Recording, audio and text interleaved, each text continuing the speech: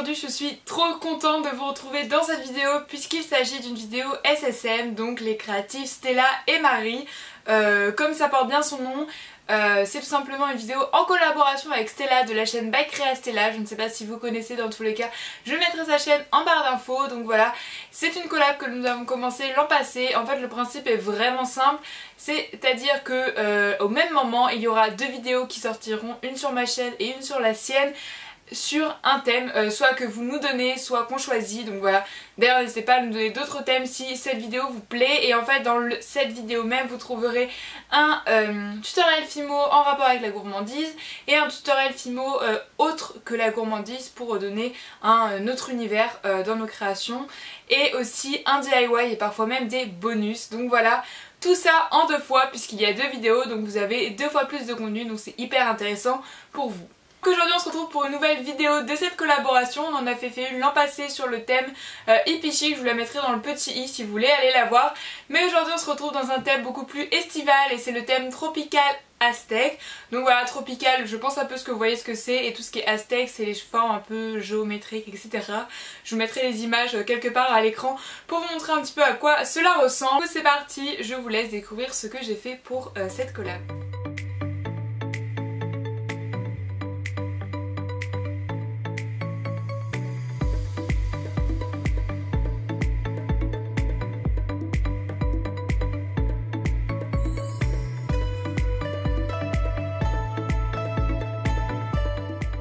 Pour ce premier tutoriel, on va réaliser ce collier que vous venez voir d'un côté très abstrait, mais j'avais très envie de vous le partager. Donc pour cela, on va commencer par modeler chacun des éléments qui fera partie du collier pour après. Donc vous allez commencer par réaliser ce diamant en coupant avec votre scalpel les côtés, mais de façon pas droit, vraiment en biais, comme vous pouvez voir que je mets le scalpel en biais. Donc voilà pour la première étape. Ensuite je viens prendre des tiges à œil, donc là c'est vraiment important, donc vous allez en mettre une de part et d'autre du diamant. C'est une étape importante cette fois-ci, d'habitude je ne le montre pas trop dans les tutoriels, mais là vu qu'il y a un montage après cuisson, si vous voulez suivre le même montage que moi, bah il va falloir mettre les tiges à œil au même endroit que moi tout simplement. Donc voilà pour notre petit diamant. J'ai décidé aussi de rajouter des perlex pour donner un petit côté plus brillant et plus fini à ce diamant justement, pour qu'il ait un côté plus réaliste. Ensuite, on va venir faire un autre élément. Donc pour cela, vous allez aplatir une pâte de la couleur de votre choix, puisqu'après on va la recouvrir de poudre d'or. Donc moi j'ai pris cette couleur, je ne saurais même pas vous décrire c'est quelle couleur. Puis je l'ai coupée avec pour faire cette forme là, et je viens mettre une tige à œil de part et d'autre de ma forme, voilà, pour pouvoir l'accrocher par la suite. Donc c'est une forme de demi-cercle tout simplement. Donc voilà, puis pour décorer et surtout rentrer dans le thème tropical, je suis venue faire des petites feuilles tropicales. Donc pour cela j'ai pris du verre, je l'ai aplati et j'ai coupé la forme d'une feuille, et après avec mon outil en silicone je suis venue faire la texture de la feuille. Pour cela c'est très très simple, vous voyez avec les images, je fais tout simplement des traits de part et d'autre d'un trait central que j'ai fait.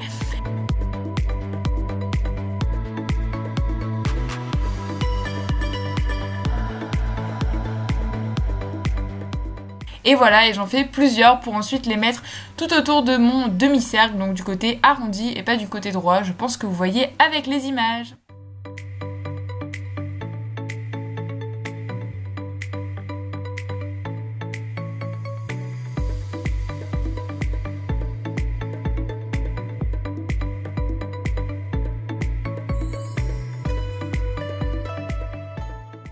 Donc voilà, une fois fini, je viens quand même réaliser une petite plaque de la même couleur que vos feuilles pour le mettre au dos, juste pour un côté plus fini. Bien évidemment, c'est facultatif, mais moi je trouve que ça donnait vraiment un côté plus fini pour un bijou quand même plus raffiné. Et enfin pour le dernier élément, on va réaliser à nouveau une feuille tropicale, mais cette fois-ci plus épaisse mais surtout plus grande pour la fin du collier. Je pense que vous voyez avec l'intro que j'ai faite. Donc voilà, donc là c'est le même principe. Avec mon outil en silicone, je fais les mêmes textures à l'intérieur, et pour le découpage de la feuille, je me suis inspirée des feuilles tropicales qu'on peut trouver un petit peu partout. Donc voilà, pour cette petite feuille, il faudra aussi mettre une tige à œil au bout de votre création. Une fois que tous vos éléments sont cuits, vous allez les vernir, mais dans le vernis Pour l'élément central, je suis venue mettre de la poudre d'or, donc c'est des easing pour donner du pigment or et j'en ai mis un peu sur des feuilles. Ensuite, pour le montage, vous allez couper deux morceaux de chêne, un plus petit que l'autre. Donc dans celui de plus petit, vous allez le couper en deux et accrocher votre élément central. Voilà, je vais l'appeler comme ça, avec vos feuilles et votre demi-cercle. Donc voilà, je l'accroche tout simplement avec des anneaux que je referme avec mes pinces pour le montage. Donc voilà pour cette première étape. Et ensuite vous allez accrocher ensemble la feuille et le diamant, voilà, pour qu'ils soient ensemble. Donc soit vous prenez un anneau, soit vous ouvrez tout simplement la tige à œil de la feuille que vous mettez dans la tige à œil du diamant, tout simplement. C'est comme ça que j'ai fait. Et donc voilà pour cet élément que l'on va accrocher sur la deuxième chaîne. Et ensuite on va réunir les deux chaînes en mettant d'un côté un mousqueton et de l'autre la chaîne d'extension. Je ne sais pas si vous comprenez, mais si vous avez déjà fait du montage et que vous voyez le résultat final, je pense que ça peut être clair, en tout cas je l'espère. Et voilà, ce collier est déjà terminé, j'espère qu'il vous plaît. En tout cas moi je le trouve hyper joli pour la saison estivale qui est presque finie, mais tout de même.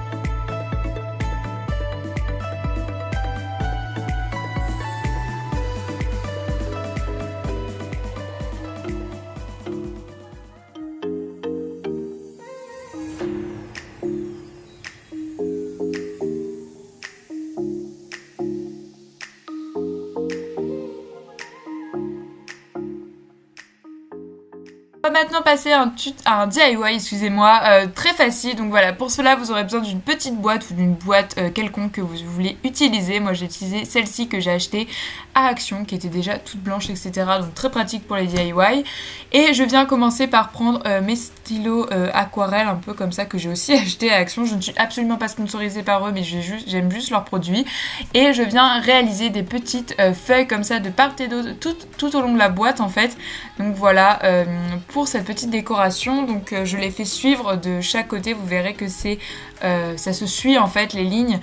Donc voilà, ça donne vraiment un côté de feuilles qui envahissent la boîte et je trouve ça hyper sympa et vraiment très simple à faire. Je pense que c'est du niveau de tout le monde, pas besoin d'être fort en dessin, je vous assure.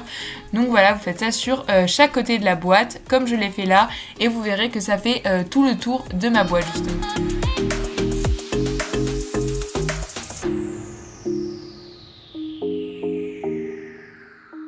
Ensuite, on va décorer le couvercle de la boîte, c'est quand même mieux. Donc pour cela, je viens prendre une feuille de scrapbooking, donc voilà, dans les tons tropical bien évidemment. Je l'ai aussi acheté à Action comme la plupart de mon matériel DIY. Donc voilà, je viens l'applier pour prendre les repères et donc la taille de la boîte. Ça m'évite de faire des traits au crayon de bois dessus, puis je viens découper en fonction de ces repères. Puis je viens la coller sur le haut de mon couvercle avec du scotch double face. Hop, donc voilà, c'est tenu. Et ensuite je vais prendre du papier, cette fois-ci un peu plus dans le thème aztèque, justement avec ces fameux motifs de couleur rouge. Et je vais venir dessus coller un petit stickers 3D du thème un peu tropical. Voilà, cette déco fait plus scrap que DIY, mais j'espère qu'elle vous plaît quand même. Et ensuite je vais venir mettre cette fois-ci des petits scotch adhésifs mais 3D, ce qui va donner un relief justement à cette boîte. C'est pour ça que j'ai utilisé ça, mais vous pouvez prendre du scotch ou de la colle basique. C'est juste que moi je voulais donner quand même un petit peu plus de texture et de relief à cette petite boîte vraiment toute simple à réaliser.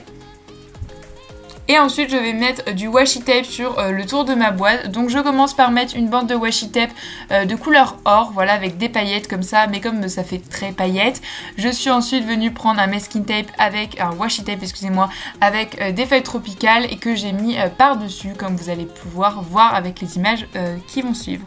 Et ce DIY sera déjà terminé.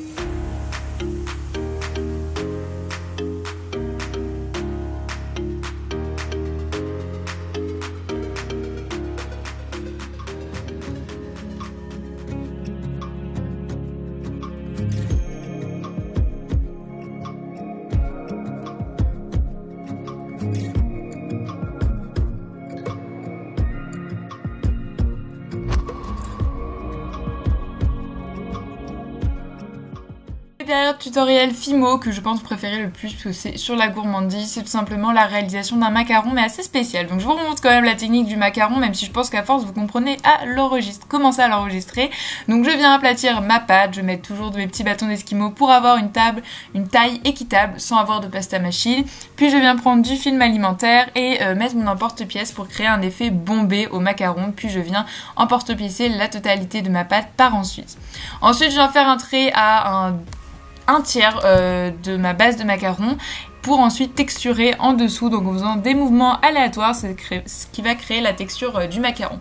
Voilà, je ne vous ai pas trop expliqué en détail comment faire des coques de macaron, je pense qu'à force ça commence à venir, mais je voulais quand même vous remontrer les images pour ceux qui n'y arrivent pas encore ou ceux qui viennent de découvrir ma chaîne tout simplement.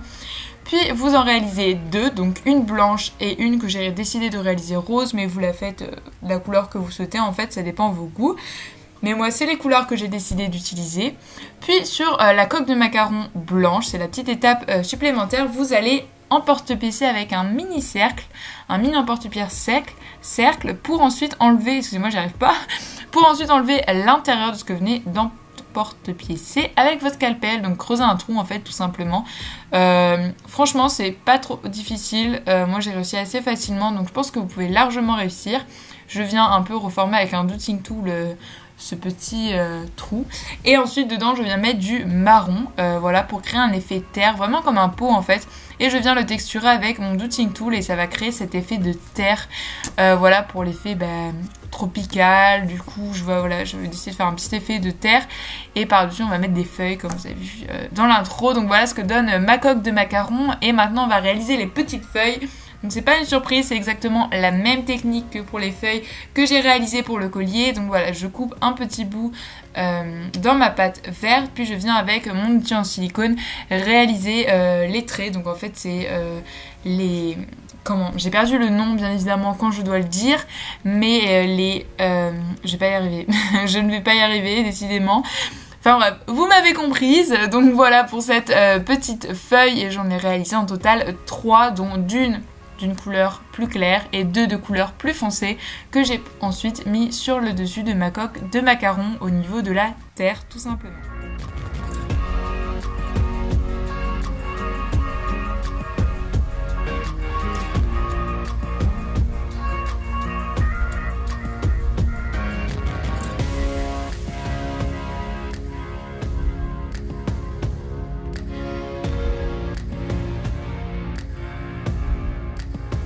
Vient le moment de l'assemblage de ce macaron. Donc je mets d'abord ma coque rose, puis je mets l'intérieur. Donc la ganache c'est très simple, c'est tout simplement une plaque de verre que j'emporte-piécer dans mon emporte-pièce rond.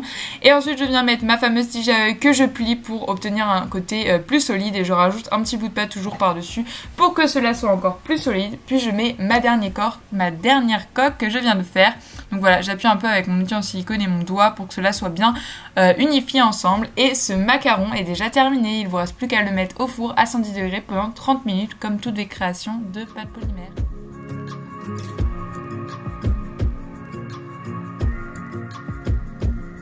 C'est la fin de cette vidéo, j'espère vraiment qu'elle vous aura plu et inspiré, mais n'oubliez pas d'aller voir la vidéo de Stella si c'est pas déjà fait pour avoir encore plus d'idées. Et si vous postez des photos inspirées de nos créations sur Instagram, mettez le hashtag SSM Tropical ou SSM, enfin mettez un hashtag ou identifiez-nous, ce sera beaucoup plus simple comme ça. Donc voilà, j'ai super hâte de voir vos réalisations, j'espère que la vidéo vous a plu, donc dites-nous tout ça en commentaire, on sera ravis de voir vos avis là-dessus si vous aimez ce genre de collab. Voilà, en tout cas c'est super intéressant pour nous même et ça demande beaucoup de travail, mais c'est quand même super chouette à faire, etc. D'ailleurs si vous avez des envies de thèmes que vous avez envie de nous proposer, dites-le nous aussi. Sur ce, moi j'arrête de parler, je vous fais plein d'énormes bisous et on se retrouve la semaine prochaine pour la nouvelle vidéo. D'ici là, prenez soin de vous, profitez de votre semaine. Pour moi ça va être une semaine un petit peu particulière puisque c'est la semaine de mes 18 ans. Voilà, je vous fais cette petite confidence dans cette vidéo, mais je vais avoir 18 ans le 2 octobre, donc voilà, si vous y pensez ce jour là, en tout cas je suis super contente voilà, d'avoir 18 ans, même si ça n'a pas changé grand chose, enfin un petit peu plus pour moi, mais voilà, en tout cas peut-être que je vous ferai une vidéo ce jour là, on verra bien, surprise surprise. En attendant je vous fais plein d'énormes bisous et on se retrouve donc la semaine prochaine pour de nouvelles vidéos, bye.